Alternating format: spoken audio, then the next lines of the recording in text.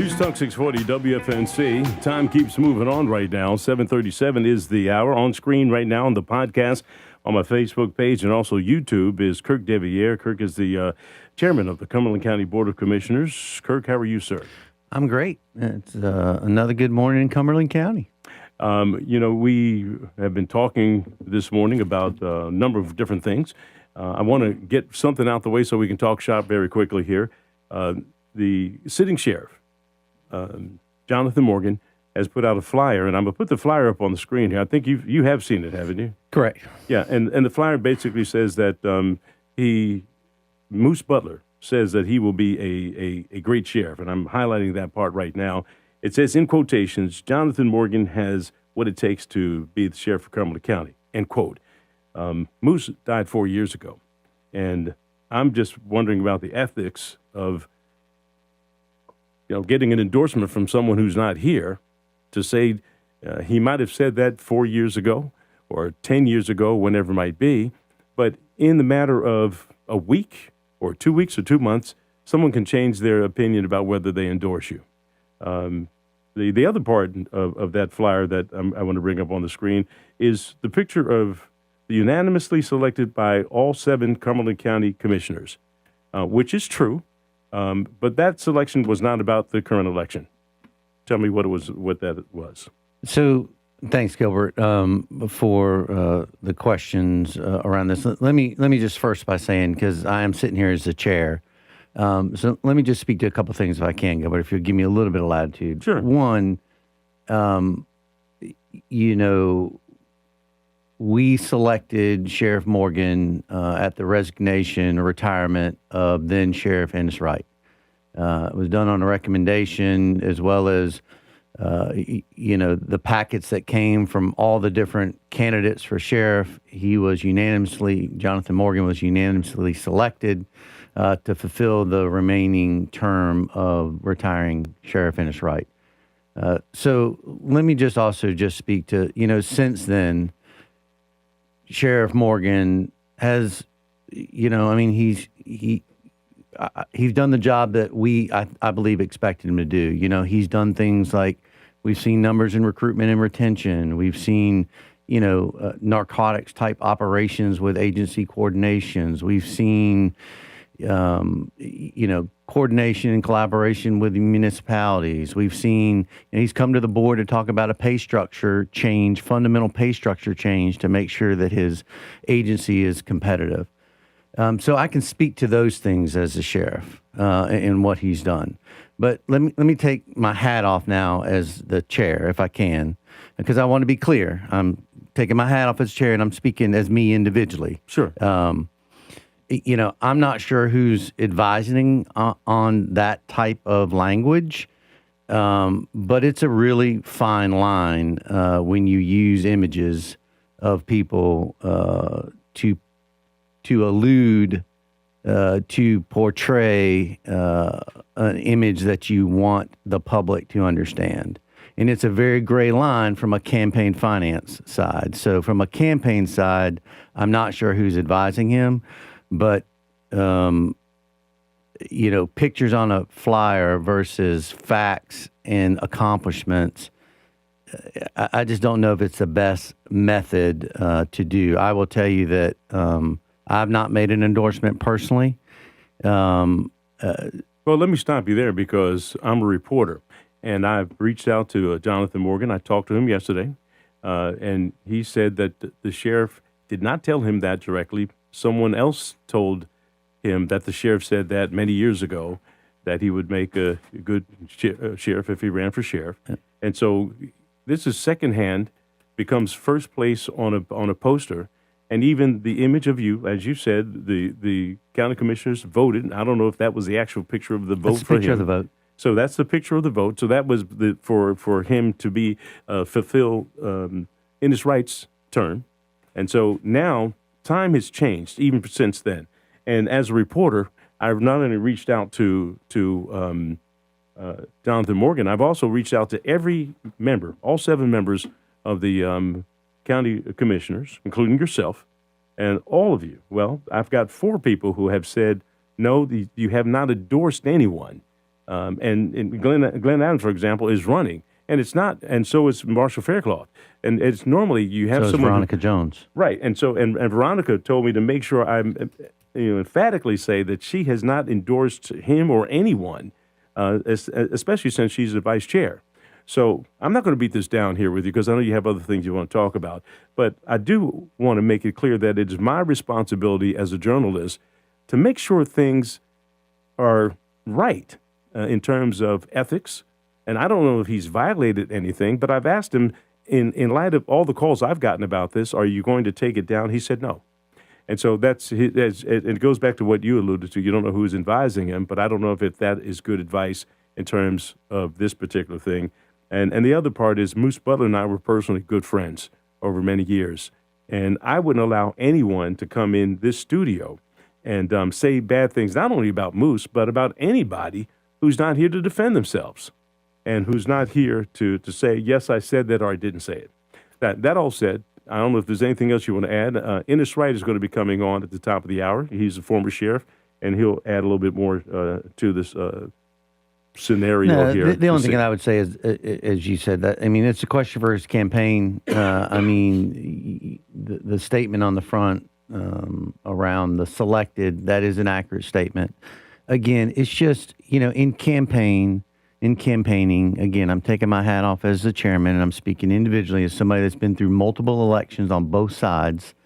There's just a way that you position information, and there's a way that you can position it to try to influence a voter or maybe even confuse a voter on what they see. Because people look at pictures before they look at words. I would just say, much like we've seen other candidates do in other campaigns, speak to your accomplishments, speak to what you want to do. If there is a true endorsement, then do a true endorsement and be upfront about it.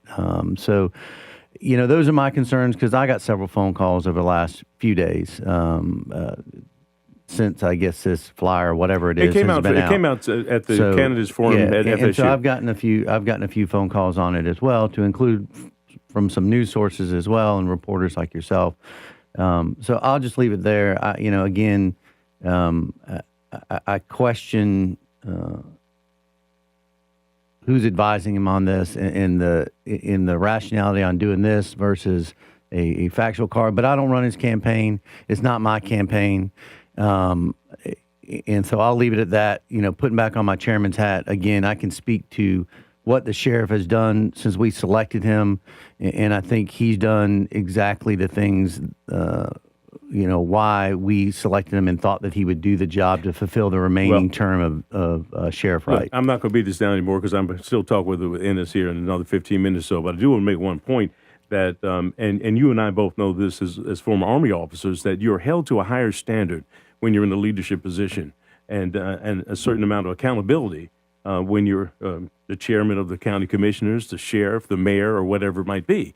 And it's called truthfulness and ethics in terms of, what do you do when nobody's looking? And that's what this is boils down to. And as much repercussion as this is starting to create, to say you're not going to take it down, to me, I have eyebrows up in the air. I'm not passing judgments. I'm a reporter. I'm presenting the facts. And so have you stated what the facts are on this, and we're going to move on from this. And I'll talk more with Ennis Wright when he comes in here at about 8:05. All right, now, that aside, how you doing today? I'm good. This is my life. There's always a fire that I've got to address versus the things, I want to come in here and talk about. Well, Kenny's in there laughing, saying, "What in the world's going on over there?" It was just like a left turn all of a sudden. How you doing? Yeah, well, look, Very nice. I do not want to. I could be on here talking about me and pocket squares that, he was a campaign mailer against me years ago. Right. So. And that's the point. That the politics is in fact a combat sport. It's a combat sport. And there's these 11th hour things that can happen that you can't even recover That's from. Right. It's happened to Mitch, it's happened to you. So here we are. And here you are, the chairman. I'm putting back on my chairman's hat. All right, yeah, Mr. Chairman, what's going on today? What should we be talking about today? Well, a couple things. One, I'm sure you want to have a conversation around schools. I think it's important, the action that the Board of Education took, to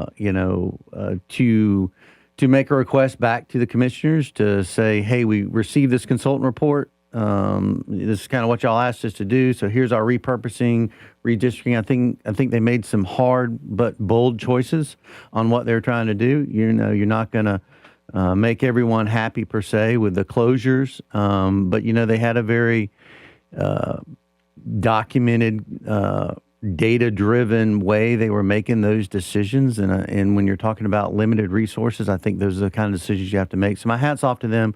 You know, a lot of people know, well, what's the process now? You know, we will get briefed on their request, and we'll begin to look at that. I know there was some discussion in the paper and last week about school bonds. We need to have a conversation around where we are in our budget cycle, which is coming up. We're going to do a budget workshop. What does our debt model look like? You know, there's a lot of ways you can use bonds. You know, you try to, there's a lot of different ways to use bonds, and we're going to have those kind of conversations. It's premature to start deciding whether we're going to have a voter referendum or not, in my opinion. Let's decide how much debt we can assume without trying to raise taxes, because we don't want to do that either. We want to be sensitive to the environment. But I do think that you know, the request that the board made was bold. I think it's going to be well received. Remember, we've already set aside that ask they made of us outside of another $150 million. We set that aside last year. So we've already made a bold investment in our schools as a board. So now we have to look at this additional step. And I think it was good. Go ahead and do the new construction, but combine all the new construction of the elementary schools, the additional at Grace Creek High School, along with E.E. Smith. And I look forward to having those discussions with the board. But at this point, we are there to fund. We don't make the decisions. The Board of Commissioners doesn't make the decisions on which schools close, and there's still a public process this has to go through by state statute. And anytime you talk about students being moved, parents are going to be upset. You're talking about redistricting or whatever it might be, parents are going to be upset. There's never going to be everyone just totally on board. That's right. $150 million, though, for E.E. Smith to be done. This has been a big deal in the community for quite some time. The decision has finally been made to make it on that campus.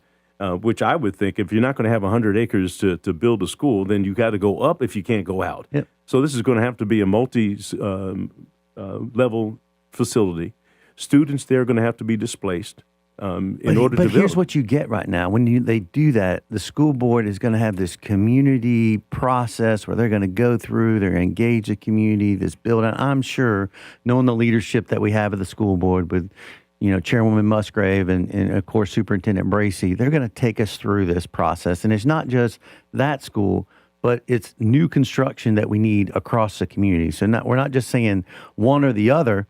The school board's come to us and said, okay, let's do both. Let's invest in our schools. We are way behind in investments over the years. It's great to hear our commissioners talking about making a further investment in public education, because we haven't made that over the years, which is why we're so far behind right now.